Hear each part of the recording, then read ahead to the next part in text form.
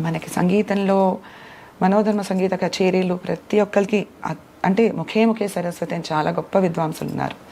కానీ నా I choose different path. కథాగానం అంటే పురాణాలను ఒకసారి అందరికీ తెలియాలిగా.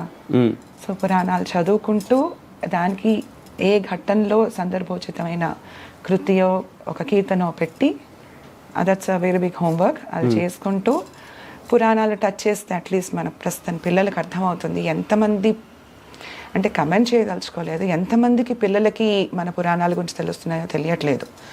ఈ పాత్ చూస్ చేసుకున్న తర్వాత ఈ మార్గంలో ఉంటున్నప్పుడు కంచి స్వామివారు జగద్గురు శంకర విజయేంద్ర సరస్వతి స్వామివారు ప్రస్తుత పీఠాధిపతి వారు ఎలాగో ఈ పాత్లో ఉన్నావు గనక సనాతన ధర్మ ప్రచారం చేయాలి, ఆదిశంకరాచార్య వారి గురించి ప్రాపగేట్ చెయ్యి.